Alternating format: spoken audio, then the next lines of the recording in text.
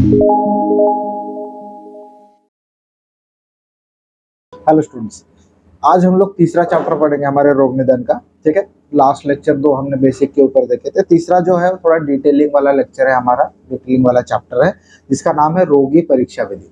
Last lecture में जो हमने दो चीजें पढ़ी, एक रोग परीक्षा और दूसरा रोगी परीक्षा, है ना। तो रोग परीक्षा का जो हमने पॉइंट देखा कि उसमें हम लोग निदान पंचक का यूज करके रोग की परीक्षा करते हैं। ठीक है, रोगी परीक्षा में हमने अलग अलग विधियां देखी, जैसे द्विविध, त्रिविध, चतुर्विध और षड्विध, अष्टविध और दशविध परीक्षा। ठीक है, तो उन्हीं का जो इलाबोरेशन है वो हम लोग इस चैप्टर में करेंगे। ठीक है, तो जो बेसिकली पहले स्टार्टिंग में हमने पढ़ा था कि जो द्विविध परीक्षा होती है वो प्रत्यक्ष और अनुमान के हिसाब से होती है ना।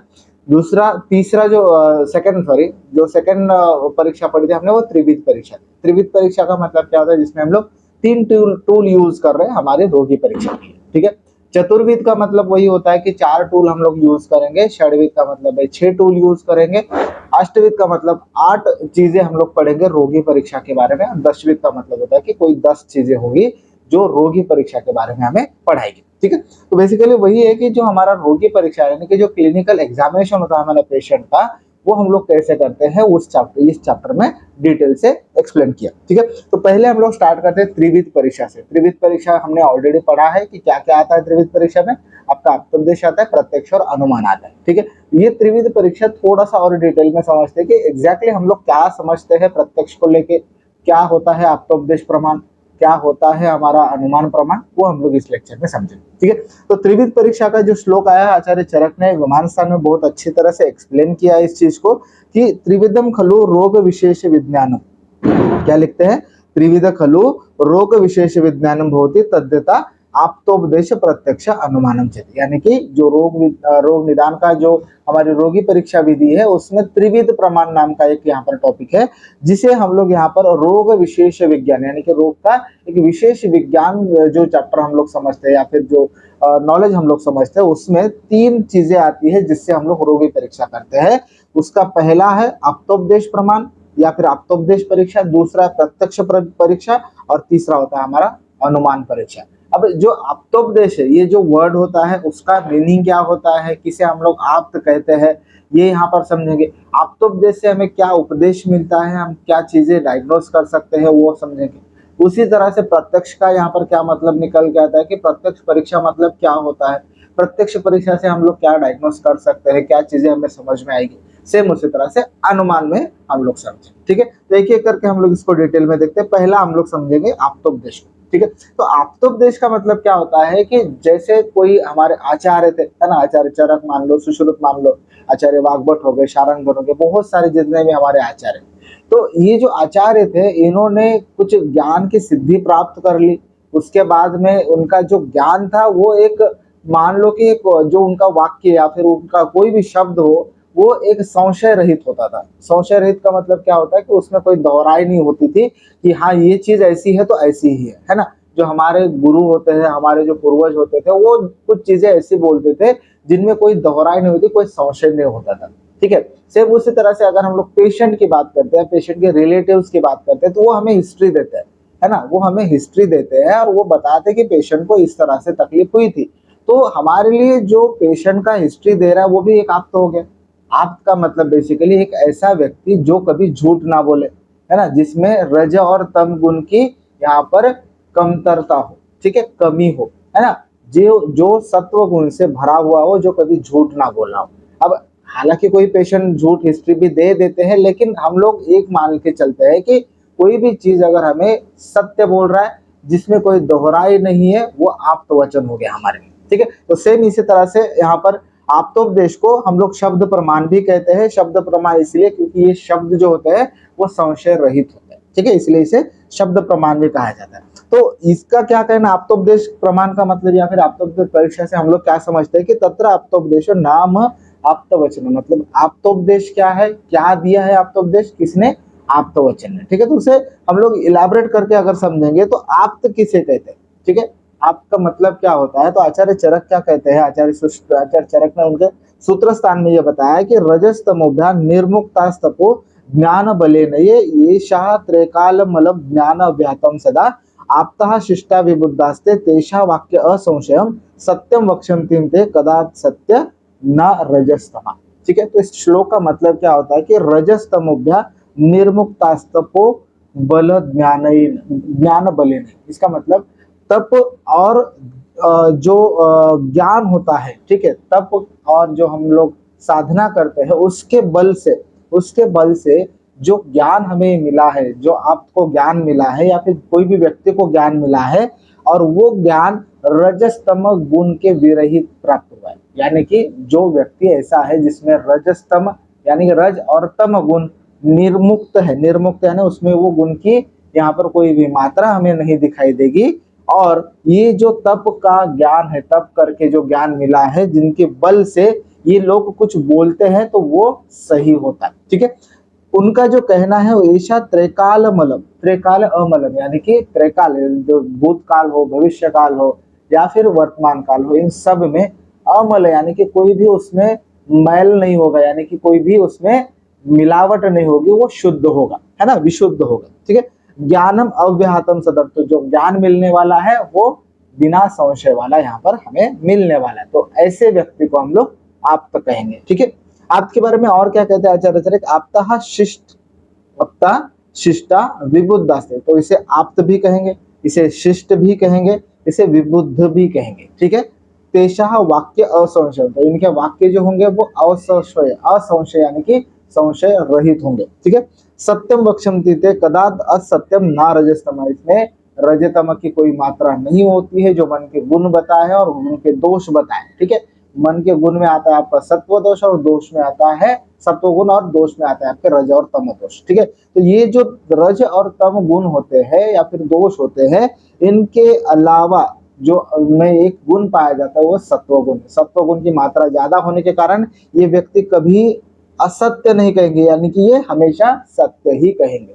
ठीक है, तो ऐसे पुरुष को हम लोग, ऐसे व्यक्ति को हम लोग आप्त कहते हैं। ठीक है, तो ऐसा आचार्य चरक का यहाँ पर कहना है कि आप्त वचन या फिर आप्त किसे कहेंगे। और आप्त वचन का मतलब क्या, इन्होंने जो वचन दिया वो हमें आप्त वचन करके एक्सेप्ट करना है। उन्होंने जो चीजें सिखाई है वो वही होगी, वो सत्य होगी, और उसमें कोई दोहराई नहीं होगी या फिर संशय नहीं होगी। ठीक है, तो आप्तोपदेश के द्वारा हमें क्या ज्ञान मिलता है, क्या विषय ऐसे है कि जो हम लोग आपके तरह से या फिर आपके बेसिस पे हम लोग समझ सकते हैं या फिर उनका कहना मान सकते हैं। ठीक है, तो कुछ यहाँ पर श्लोक दिया है चरक का,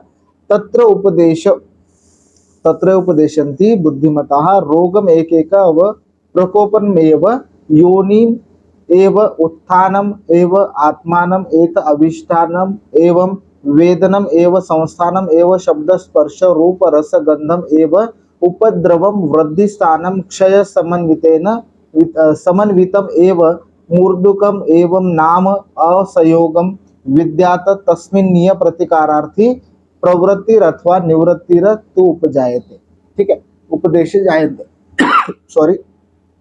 अब इसका मतलब क्या है कि जब भी हम लोग रोगी की परीक्षा करते हैं या फिर कोई भी पेशेंट को एग्जामिन करते हैं, उसमें जो हम लोग रोग हुआ है ना, जो रोग हुआ है उसका हमें किताबों में क्या ज्ञान मिलता है या फिर किताब में क्या उल्लेख मिलता है, उस चीज को हम लोग आप्तोपदेश कहेंगे। ठीक है, तो इसी तरह यहाँ पे आप्तोपदेश के द्वारा हमें क्या क्या समझने वाला ये श्लोक में बताया कि प्रत्येक रोग का जो बुद्धिमान वैद्य होगा, बुद्धिमान व्यक्ति होगा, उसमें जो रोग के प्रत्येक कारण बताए, प्रकोप यानी कि दोष के प्रकोप के कारण, योनि यानी कि उसका जो प्रकृति है या फिर दोष कौन से हुए, उत्क्लेशित हुए हैं, इसका उत्थान यानी कौन से दोष बढ़े हुए हैं, है ना, या फिर उसका आत्मा यानी कि उसकी जो चेतना या फिर उसका जो मूल क्या है रोग का, वो भी हम लोग यहाँ पर समझ सकते हैं। अधिष्ठान क्या है रोग का, ये चीज समझ सकते हैं। वेदना का स्वरूप कैसा हो सकता है, ये भी आप्तोपदेश के द्वारा हमें समझ में आएगा। संस्थान क्या है यानी कि उसका स्थान क्या है, स्वस्थान क्या है ना, वो कहाँ से कहाँ तक फैल रहा है। शब्द स्पर्श रूप रस गंध, ये सारे गुण भी उसमें अगर हमें देखना है तो वो भी आप्तोपदेश के द्वारा हम लोग देख सकते हैं। उसके बाद में उपद्रव क्या होने वाले हैं रोग में, ये भी हम लोग आप्तोपदेश से सीख सकते हैं। उसका वृद्धि स्थान और क्षय क्या होता है वो भी हम लोग समझ सकते हैं। ठीक है, उसके बाद में उदरकम एवं नाम संयोग, नाम और एवं योग, नाम एवं योग यानी कि रोग को हम लोग नाम क्या देख सकते हैं, और ऐसे रोग में हमें योग यानी कि औषधि योग क्या यूज करना है, ये सारी चीजें हमें आप्तोपदेश सिखाता है। ठीक है, उसके बाद में तस्मिन् प्रतिकारार्थ प्रवृत्तिर अथवा निवृत्तिर उपदेश जायते, यानी कि कोई भी जो रोग होगा उसमें प्रवृत्ति क्या होगी, निवृत्ति, यानी कि हम लोगों को किस रोग की चिकित्सा करनी चाहिए, कौन से रोग चिकित्सा है, कौन से अचिकित्सा, ये सारी चीजें यानी कि साध्य असाध्य क्या है, ये भी हमें आप्तोपदेश के द्वारा पता चले। ठीक है, तो आचार्य चरक ने बहुत अच्छी तरह से आप्तोपदेश को एक्सप्लेन किया है कि आप्तोपदेश से हमें क्या सीखने को मिलता है। तो बेसिकली अगर मोटा मोटा हम लोग समझेंगे तो जो हमें किताबों में नॉलेज मिल रहा है वो हमारे आचार्यों ने बताया है, और उसी तरह से हम लोग पेशेंट में वो एग्जामाइन करते समय यूज कर सकते हैं कि रोग का उत्पत्ति स्थान क्या है, उसका दोष क्या है, उपद्रव क्या हो सकते हैं, ऐसी रोगों में हमें क्या चिकित्सा करनी चाहिए, कौन से रोग ऐसे होंगे जिनकी चिकित्सा करनी चाहिए, कौन से रोग ऐसे होंगे या फिर उनकी चिकित्सा नहीं करनी चाहिए, यानी कि वो अचिकित्सा होंगे, है ना। तो ये सारा नॉलेज हमें मिलता है आप्तोपदेश के प्रमाण से। ठीक है, तो ये हो गया हमारा आप्तोपदेश। अब आगे हम लोग समझते हैं प्रत्यक्ष परीक्षा। प्रत्यक्ष परीक्षा का मतलब आपको समझ में आया होगा कि कोई भी चीज अगर आप प्रैक्टिकली खुद कर रहे हो वो होगी आपकी प्रत्यक्ष परीक्षा। अब प्रत्यक्ष परीक्षा में सबसे ज्यादा यूज होगा आपके पांचों इंद्रिय का। अब इंद्रिय कौन से, जो पांचों ज्ञानेंद्रिय बताए हैं, ठीक है, उन सबका अगर यूज कर रहे हो तो बेसिकली वो आपका प्रत्यक्ष कहलाएगा। आचार्य चक्रपाणी ने इसमें थोड़ा सा एडिशन और किया है कि जो हमारे पांच इंद्रिय है उसके अलावा जो हमारा मन है, उभयेंद्रिय जिसे हम लोग कहते हैं, मन की परीक्षा करना, मन से जो परीक्षा आप कर सकते हो वो भी प्रत्यक्ष परीक्षा में आता है। यानी सुख का, दुख का या क्रोध का जो आप एग्जामिनेशन करते हो तो बेसिकली उसमें कहीं ना कहीं आपकी मन की इन्वॉल्वमेंट होती है। तो इसीलिए ये मन की जो परीक्षा कर रहे हैं हम लोग वो भी प्रत्यक्ष परीक्षा ही कहते हैं आचार्य चक्रपाणी, जो कि चरक के कमेंटेटर या फिर टीकाकार है। ठीक है, तो प्रत्यक्ष परीक्षा में हमें क्या समझना है, प्रत्यक्षम तो खलु तद्यता, प्रत्यक्षम तो खलु तद्यता स्वयं इंद्रियम स्वयं इंद्रिय मनसा च उपलब्धते, यानी कि स्व के इंद्रिय, स्व इंद्रिय यानी कि अपने जो खुद के इंद्रिय होंगे, जो पांचों ज्ञानेंद्रिय हम लोग कहते हैं, और उसके साथ में मन का यहाँ पर इन्वॉल्वमेंट होता है, इनके पास से या फिर इनके बेसिस पे या फिर इनका यूज करके जो आपको नॉलेज मिलता है, जो उपलब्ध है यानी कि जो ज्ञान उपलब्ध होता है उसे हम लोग प्रत्यक्ष परीक्षा में। ठीक है, प्रत्यक्ष नाम तद्यता आत्मनाम च इंद्रिय एवं वैश्चम स्वयं उपलब्धते, तत्रात्म प्रत्यक्ष सुख दुख इच्छा द्वेष द्वेषादय शब्दादय स्वत इंद्रिय प्रत्यक्ष। तो चक्रपाणी आचार्य चरक ने विमान स्थान में भी ये चीज बोली है कि बेसिकली जब भी हम लोग पांचों इंद्रिय च इंद्रिय वैश्य यानी कि जो हमारे पांचों इंद्रिय है उनका यूज कर रहे हैं, ठीक है, स्वयं उपलब्धते तत्रात्म प्रत्यक्ष, तो इसी को हम लोग प्रत्यक्ष है। उसके बाद में जो सुख दुख इच्छा द्वेष इन सब का जो हमें यहाँ पर ज्ञान मिलने वाला है, फिर एग्जामाइन करने वाले हैं, उससे हम लोग यहाँ पर एक चीज जान सकते हैं कि ये मन की वजह से हमारे हो रहा है। तो प्रत्यक्ष कहना ये मतलब प्रत्यक्ष का मतलब क्या समझ में आ गया यहाँ पे कि हमें पांच इंद्रिय, ठीक है, और एक मन, इनके उपयोग से जो परीक्षा की जाएगी वो हो गया हमारी प्रत्यक्ष परीक्षा। ठीक है, तो प्रत्यक्ष द्वारा हमें क्या क्या ज्ञान मिल सकता है, तो प्रत्यक्ष द्वारा ये विषय क्या हो सकते हैं कि जो श्रोत्र द्वारा, अब श्रोत्र यानी कि हमारे कान के द्वारा हम लोग क्या क्या एग्जामिन कर सकते हैं। बेसिकली आपके जैसे हम लोग कान के बारे में सोचते हैं तो पहले हमारे मतलब एग्जामिनेशन में हमारे ध्यान में आता है कि पहले हम लोग स्टेथोस्कोप का यूज करते हैं ना। स्टेथोस्कोप की वजह से आप कोई भी बॉडी का जो साउंड होता है वो सुन सकते हो, जो जैसे एब्डोमिनल साउंड हो गया, चेस्ट साउंड हो गया, हार्ट के साउंड आप सुनते हो, है ना, ये साउंड आप सुनते हो स्टेथोस्कोप की वजह से। तो बेसिकली ये श्रोत्र परीक्षा होगी। तो आपको जो भी शब्द सुनाई देगा, जो भी आवाज सुनाई देगी वो होगी एक श्रोत्र परीक्षा। ठीक है, तो श्रोत्र में क्या क्या सुन सकते हैं हम लोग, आंत्र कुंजन, मतलब जो हमारे आंतें होती है उनकी जो मूवमेंट हो रही है, आंत्र कुंजन यानी कि बॉवल की मूवमेंट समझते हो, है ना।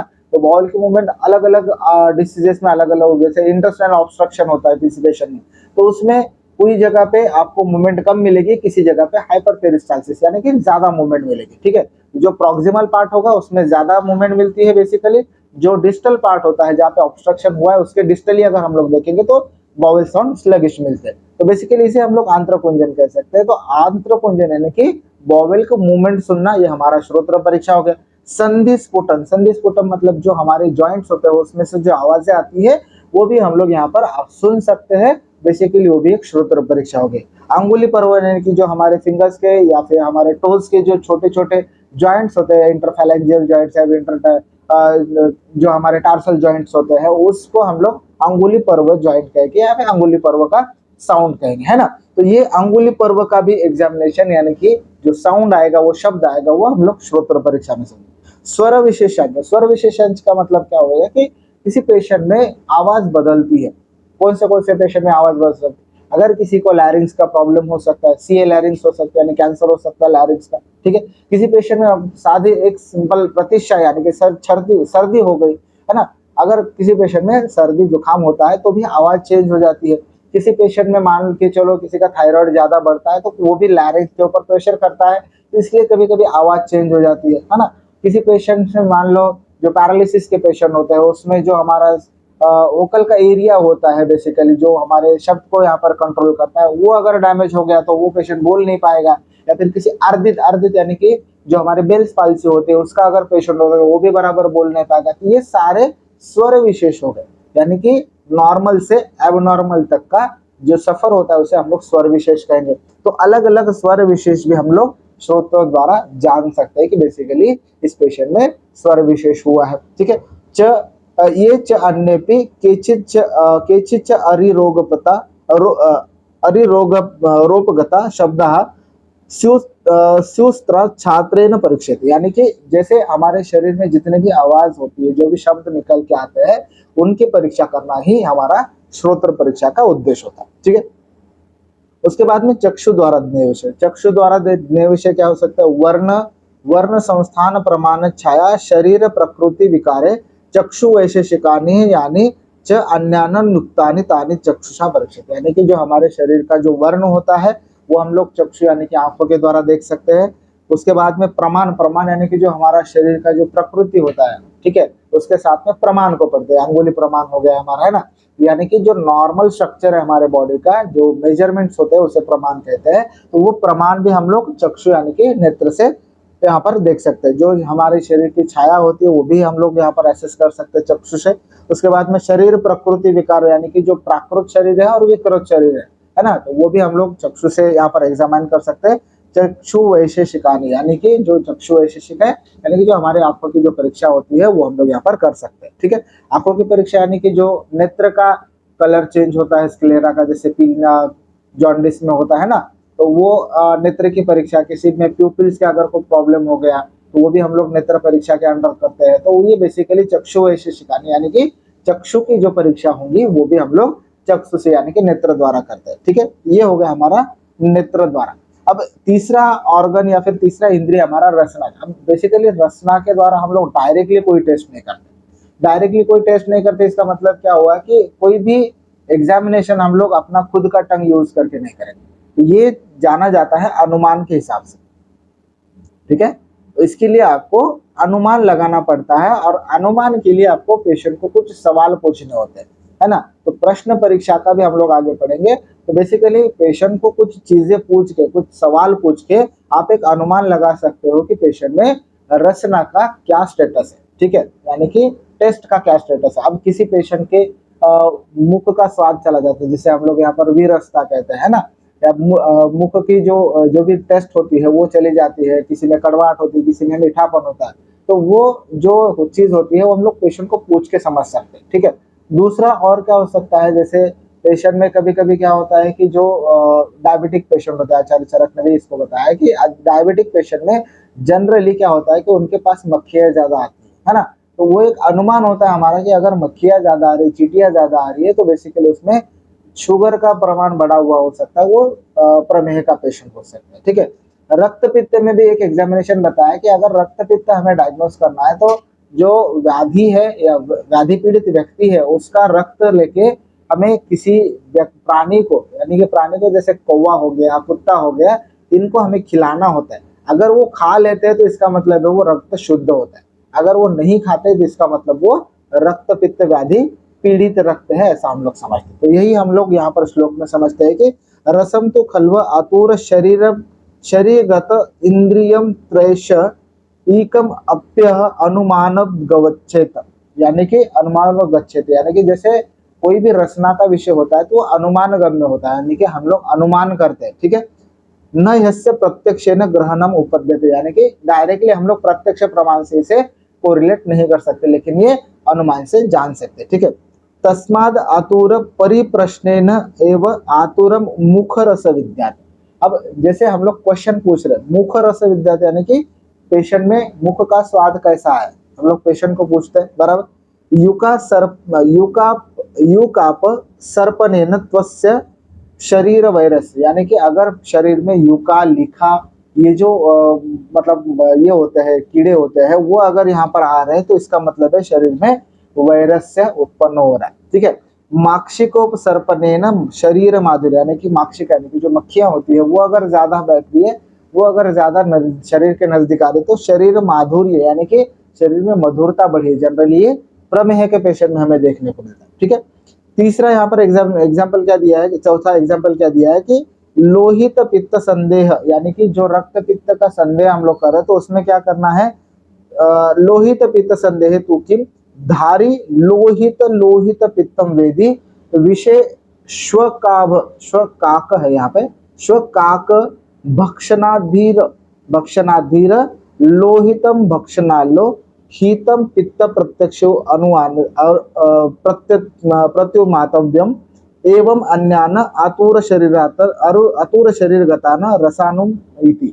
तो बेसिकली यहाँ पर एक्सप्लेन वही किया है कि जो माक्षिका होती है वो अगर ज्यादा आ रही तो वो यहाँ पर प्रमेह का यानी कि शरीर माधुर्य का पेशेंट हो सकता है, और लोहित पित्त यानी कि रक्त पित्त की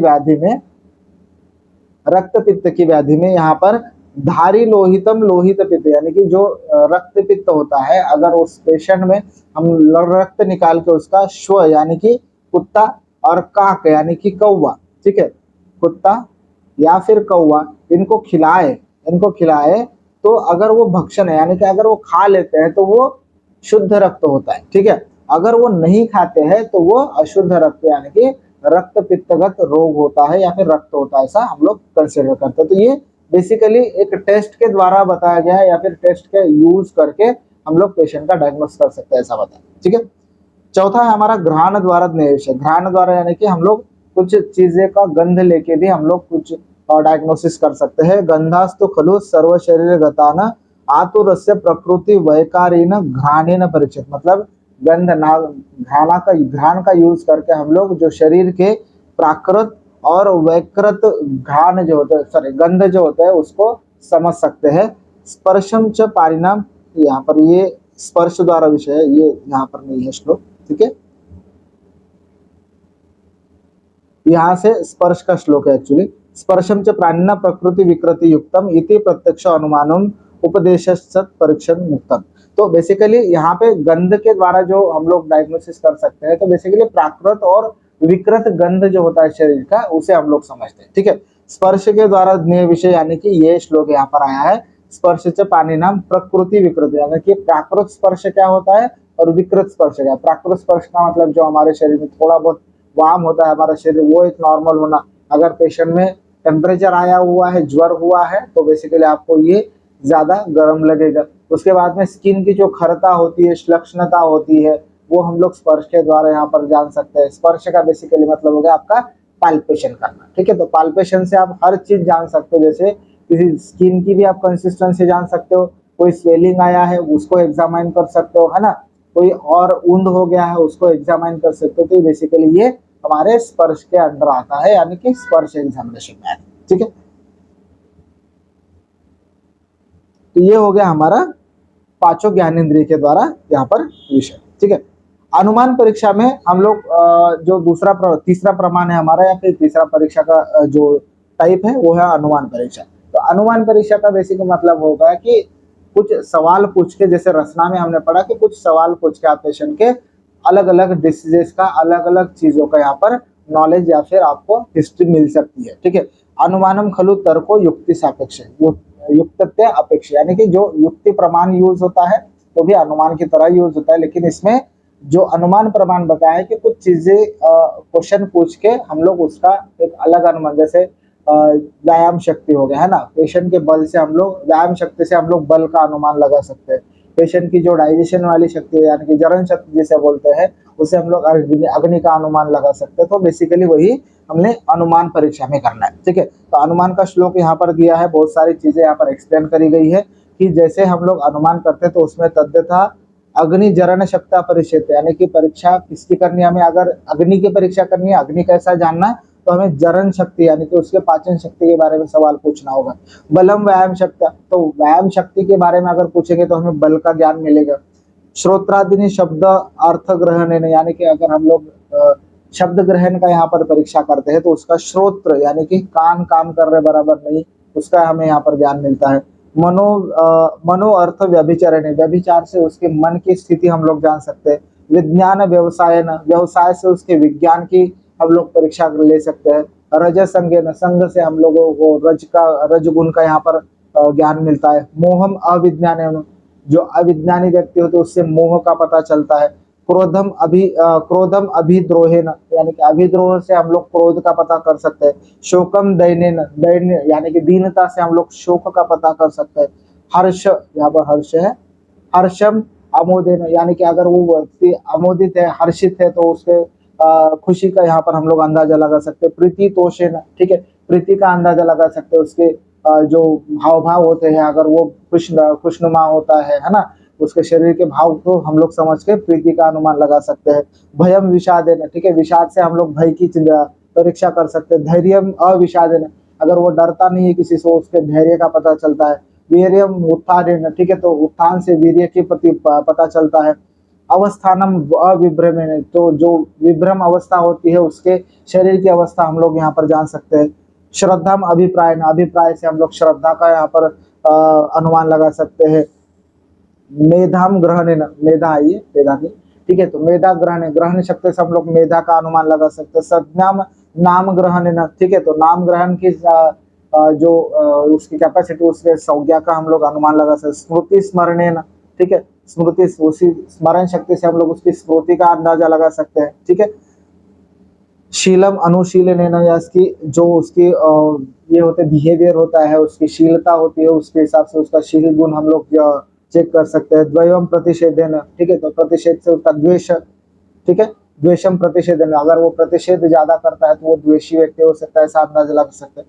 ठीक है, उपाधि अनुबंधन, ठीक है, तो अनुबंधन से उपाधि का यहाँ पर हम लोग अनुमान लगा सकते हैं। ध्रुतिम मैल्यन, ठीक है, ध्रुतिम यानी कि जो हमारे धैर्य होता है उसको हम लोग अंदाजा लगा सकते हैं। ठीक है, तो इस तरह से हमें अलग अलग चीजों से हमें यहाँ पर अलग अलग अनुमान लगाना होता है। ठीक है, तो ये सारा श्लोक उसी के रिगार्डिंग है, ये नोट्स में आपको अच्छी तरह से मिल जाएगा। गुणम लिंगम व्याधिम उपशया अनुक्षय, यानी कि गूढ़ लिंग, यानी कि जो लक्षण ऐसे होते हैं जो हमें देखने को नहीं मिलते, लेकिन कुछ चीजें, कुछ सवाल पूछ के, गूढ़ लिंग यानी कि जो दबे हुए लक्षण होते हैं उसका पता करना है, तो आपको व्याधि की उपशया अनुक्षय, यानी कि व्याधि का जो उपशय अनुक्षय बताया कि कुछ चीजें देने के बाद व्याधि उपशयित होता है, यानी कि उसका रिलीफ होता है। अनुपशय यानी कि कुछ रिलीफ नहीं होता है, तो ये गुण लिंग समझना है तो व्याधि का उपशय अनुपशय देखना पड़ेगा। ठीक है, दोष प्रमाणम विशेषम औचार विशेषण, ठीक है, तो दोष प्रमाण अगर समझना है तो व्याधि का अवशेष समझना है। ठीक है, आयुष्य क्षम अरिष्ट,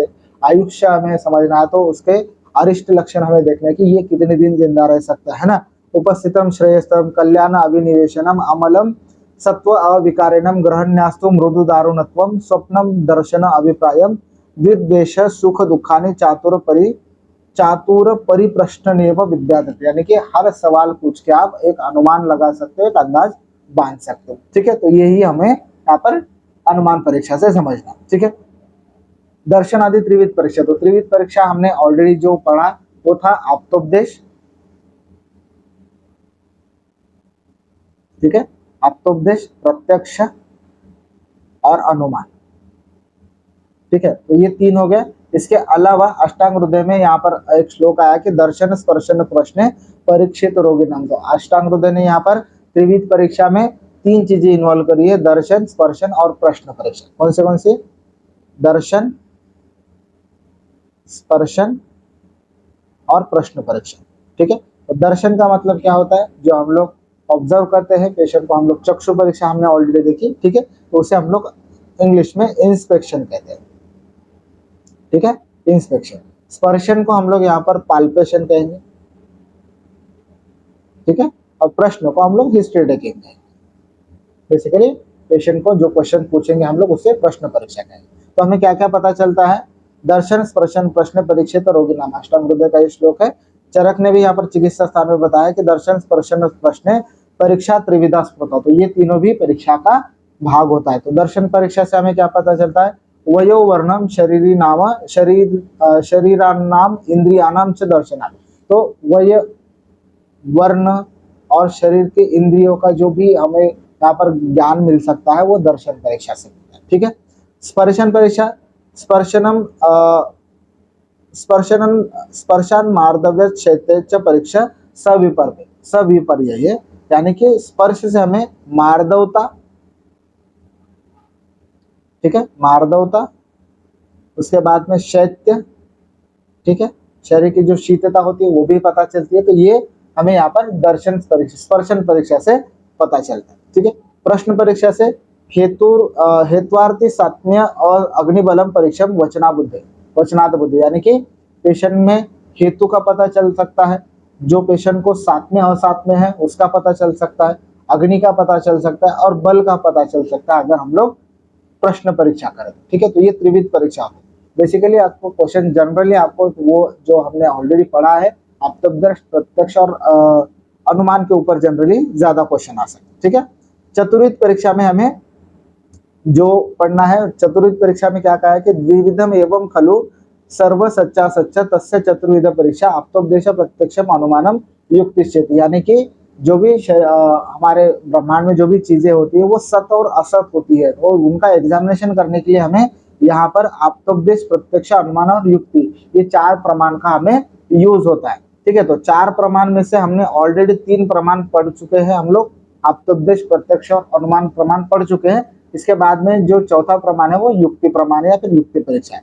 युक्ति परीक्षा किसे कहेंगे हम लोग, बुद्धि पश्यति या भावानम बहु कारण योग जानम युक्ति स्त्री काला साध्य त्रिवर्गम साध्यते, यानी कि युक्ति प्रमाण या फिर युक्ति परीक्षा वह होती है जो बुद्धिमान व्यक्ति क्या करता है, अपनी बुद्धि का पूरी तरह से यूज करके बहु कारण योग जाना, अलग अलग कारण के संयोग से जो भाव उत्पन्न होते हैं उसकी एक युक्ति से, उसकी एक बुद्धि से कुछ चीजें यहाँ पर जानने की कोशिश करता है। युक्ति स्त्री काल, यानी कि भूत, भविष्य और वर्तमान, इन तीनों का ज्ञान मिलने वाला होता है, ऐसी चीज को हम लोग युक्ति परीक्षा कहेंगे। ठीक है। तो बुद्धि का पूरी तरह से यूज करके हम लोग बहु कारण यानी कि मल्टीपल चीजें एक जगह सोच के कुछ चीजों का अनुमान लगाते हैं, उसे हम लोग युक्ति प्रमाण कहेंगे या फिर युक्ति परीक्षा कहते हैं।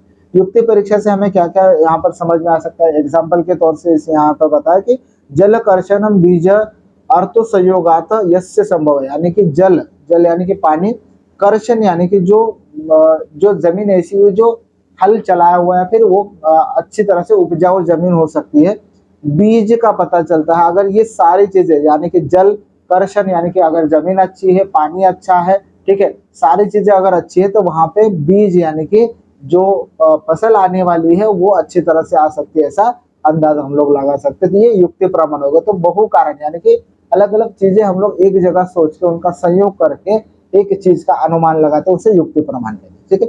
युक्ति ही षड धातु संयोग गर्भानाम संभवस्तता, यानी षड धातु संयोग यानी कि जो हमारे पंच महाभूत है, ठीक है, पंच महाभूत अगर इसमें आत्मा का सहयोग होता है तो गर्भ की उत्पत्ति होती है, तो गर्भ की उत्पत्ति या गर्भ संभव होता है, ऐसा ये एक एग्जाम्पल दिया है। ठीक है। तो यानी कि 5 हमारे महाभूत और आत्मा का अगर सहयोग होता तो ऑब्वियसली वहां पे गर्भ की उत्पत्ति होगी, ऐसा आचार्य चरक ने कहा। ठीक है।